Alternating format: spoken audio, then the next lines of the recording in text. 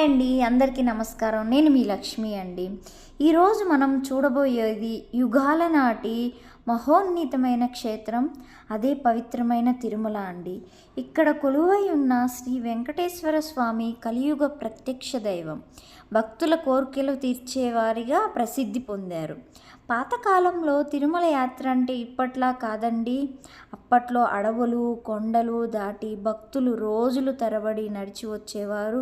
గోవింద గోవింద అని నినాదిస్తూ అంతటి కష్టం పడ్డా కూడా స్వామివారి దర్శనం కోసం మాత్రమే అప్పటి ఆలయ సేవలు కూడా ఎంతో పవిత్రంగా సాంప్రదాయబద్ధంగా ఉండేవి.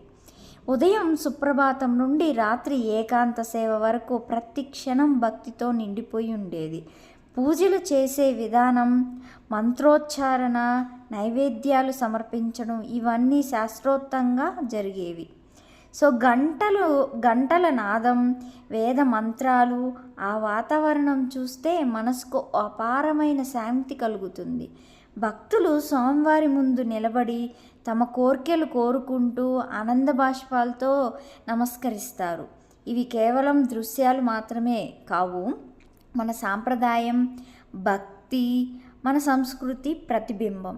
ఈ పవిత్ర క్షేత్రం మన జీవితాల్లో విశ్వాసాన్ని పెంచుతుంది, మనకు ధైర్యాన్ని ఇస్తుంది. పవిత్రమైన తిరుమల అండి.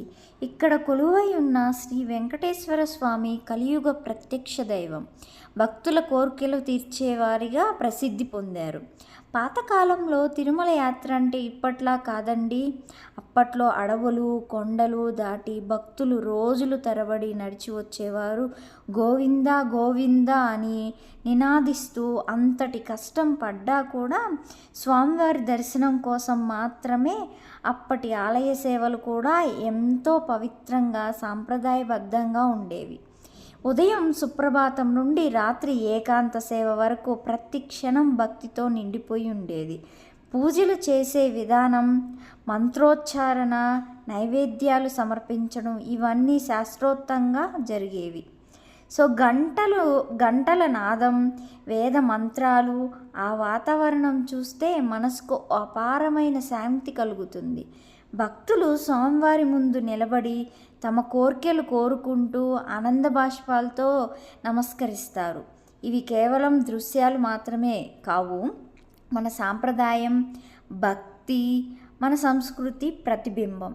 ఈ పవిత్ర క్షేత్రం మన జీవితాల్లో విశ్వాసాన్ని పెంచుతుంది, మనకు ధైర్యాన్ని ఇస్తుంది. ఓం నమో వెంకటేశాయ. Thank you. పవిత్రమైన తిరుమల అండి. ఇక్కడ కొలువై ఉన్న శ్రీ వెంకటేశ్వర స్వామి కలియుగ ప్రత్యక్ష దైవం. భక్తుల కోరికలు తీర్చేవారిగా ప్రసిద్ధి పొందారు. పాతకాలంలో తిరుమల యాత్ర అంటే ఇప్పట్లా కాదండి. అప్పట్లో అడవులు కొండలు దాటి భక్తులు రోజులు తరబడి నడిచి వచ్చేవారు. గోవింద గోవింద అని నినాదిస్తూ అంతటి కష్టం పడ్డా కూడా స్వామివారి దర్శనం కోసం మాత్రమే అప్పటి ఆలయ సేవలు కూడా ఎంతో పవిత్రంగా సాంప్రదాయబద్ధంగా ఉండేవి. ఉదయం సుప్రభాతం నుండి రాత్రి ఏకాంత సేవ వరకు ప్రతి క్షణం భక్తితో నిండిపోయి ఉండేది. పూజలు చేసే విధానం, మంత్రోచ్చారణ, నైవేద్యాలు సమర్పించడం ఇవన్నీ శాస్త్రోక్తంగా జరిగేవి. గంటల నాదం, వేద మంత్రాలు, ఆ వాతావరణం చూస్తే మనసుకు అపారమైన శాంతి కలుగుతుంది. భక్తులు స్వామివారి ముందు నిలబడి తమ కోర్కెలు కోరుకుంటూ ఆనంద బాష్పాలతో నమస్కరిస్తారు. ఇవి కేవలం దృశ్యాలు మాత్రమే కావు, మన సాంప్రదాయం, భక్తి, మన సంస్కృతి ప్రతిబింబం. ఈ పవిత్ర క్షేత్రం మన జీవితాల్లో విశ్వాసాన్ని పెంచుతుంది, మనకు ధైర్యాన్ని ఇస్తుంది. ఓం నమో వెంకటేశాయ. Thank you.